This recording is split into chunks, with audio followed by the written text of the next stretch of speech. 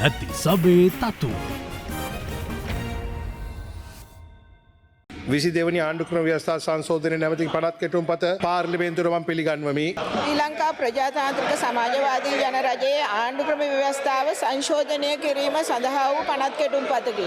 ගරු කතානායකතුමනි අධිකරණ සංවිධාන සංශෝධන නැවති පනත් කෙටුම්පත පාර්ලිමේන්තුවට මම පිළිගන්වමි. 1978 අංක 2 දරන අධිකරණ සංවිධාන පනත සංශෝධනය කිරීම සඳහා වූ පනත් කෙටුම්පතකි. දෙවෙනි වර කියවීම කවදාද? හෙට පනත් කෙටුම්පත ඉදිරිපත් කිරීමෙන් අනතුරුව විපක්ෂය විසින් අසුන්වලින් නැගිට පෝස්ටර් පෙන්වමින් සිය විරුද්ධත්වය ප්‍රකාශ කිරීම හේතුවෙන් පාර්ලිමේන්තුවේ උණුසුම් තත්ත්වයක් හටගත්තා.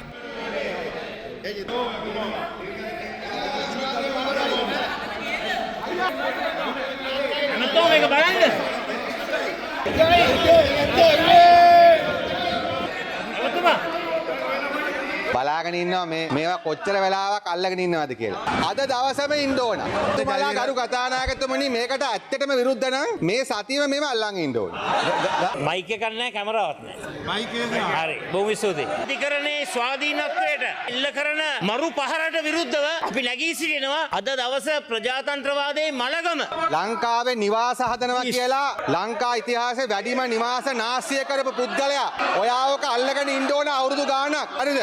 හැබැයි දවසම ඉන්න ඕන කෝ දැන් අල්ලන් ඉන්නේ මේ. දැන් අධිකරණ ඇමතිතුමා කියනවා එතුමාට මේ ලිපිය වෙන හැලු. මේ රටේ අධිකරණ ඇමති දන්නේ නැත්නම් එක්සත් ජාතීන්ගේ අධිකරණයේ ස්වාධීනත්වය පිළිබඳ විශේෂ නියෝජිතවරිය රටේ ජනාධිපතිට එවලා ජනාධිපති අධිකරණ ඇමතිට දුන්නේ නැත්නම් මොකක්ද ඒක තේරුම? උදේ තිබ්බ මෙතන කලබලේ හැටියට මං හිතුවා අද උදේ දවසේම විපක්ෂයේ අර බෝඩ් ලෑලි උස්සන් ඉදී කියලා. නමුත් ඇත්තටම ඉන්නේ 4 දෙනයි 5 දෙනයි ඉන්නේ. කනගාටුයි මේ ගැන මම බලාපොරොත්තු වුණා මීට වඩා ලොකු සද්දයක් එයි කියලා. එක්සත් ජාතීන්ගේ විශේෂ නියෝජිතවරියගේ ලිපිය ගැන සඳහන් කරන නිසා එතුමියගේ ඇත්තටම ලිපිය ලැබුණු තොරතුරු අනුව දීපු එකක් නෙමෙයි කියලා එතුමා ආගියු කරා. මේකේ පැහැදිලිවම මම කෝට් කරනවා එතුමියගේ ලිපිය.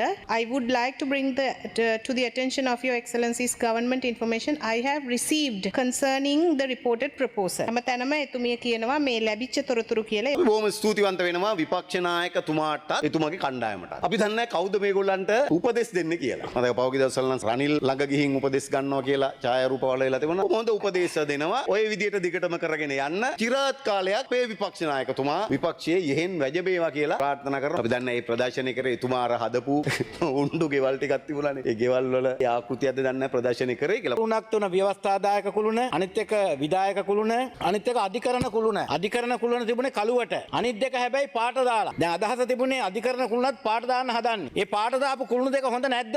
අපි හිතන්නේ මේ දෙකත් කලින් තියෙන්නේ නැත්තේ කළුවට. රාවණා බලේන සිංහලේන ලේකෝ ලේනෝ හොඳ නැද්ද මේක? චිත්‍රය වෙනස් කරන්න ඕනේ නැද්ද? කළුමද ඕන? ඒ නිසා දැනගන්න ඔයාලට දීපු පිකට් බෝඩ් එක අපෙන් දීපු එක. ලැජ්ජයි ස්ටොප් එකට ඔයා. මින් ඉදිරියේ මේ සිදු වුණොත් මේ ලංකාවේ කිනම් වූ අධිකරණයකින් දෙන්න ලබන තීන්දුවක් තවදුරටත් නිදහස් අධිකරණ තීන්දුවක් හැටියට මේ රටේ ජනතාව පිළිගන්නේ නැහැ. අපි බලාපොරොත්තු වුණා වඩා හොඳ ශ්‍රී ලංකාවක් සඳහා එකදු හෝ පියවර ඉදිරියට තියයි කියලා. නමුත් ජේ.ආර්. ජයවර්ධනටත් වඩා එහාට ගියපු නරකම පූර්ව ආදර්ශයක් අද මේ පාර්ලිමේන්තුවට ගෙනාවා. උදේවරුේ මම දැක්කා විපක්ෂ නායකතුමා ඇතුළු විපක්ෂයේ මන්ත්‍රීතුමාලා මේ බෝඩ් උස්සගෙන ඇවිල්ලා තියෙනවා. අපි දැනගන්න කැමති ඒවා කොහොමද ගෙනාවේ කියලා. 22 වෙනි ආණ්ඩුක්‍රම ව්‍යවස්ථා සංශෝධනය. මේක ඇත්තටම එක පිටුවයි තිබෙන්නේ. මේ පිටුව කියවම තේරුම් ගන්න පුළුවන් මේකෙන් කාටවත් අසාධාරණයක් වෙනවද අධිකරණයේ ස්වාධීනත්වයට බලපෑමක් වෙනවද? මේගොල්ලන්ට විපක්ෂ කරන්න තේරෙන්නේ නැහැ. මම කියන්නේ ඇත්තටම කල්පනා කරලා බැලුවොත් අපි සමහර සටන් තියෙනවා. ඒ සටන් ඒ වෙලාවේ කරන්න හොඳ නැහැ. ඒ සටන් කරන්න හදන එකම වැඩේ මුළු වැඩේම චොර වෙනවා. කිසිම පිළිවෙලක් නැහැ. ආතපූත. ඔය යන ක්‍රමයෙන් මලාට උපකාරයක් දිනා ගන්න හම්බෙන්නේ නැහැ. මේ ආණ්ඩුව ජනතා විශ්වාස දිනාගෙන අපි ජනවරම හොඳින්ම තේරුම් අරන් ඉන්න නිසා අපි මේ කිසිම හැම දෙයකටම ඇහුම්කන් දෙනවා. හැබැයි අපි බොරු තර්ජන ගාජන වලට පොඩ්ඩක්වත් බය නැහැ. නැති සබේ තතු.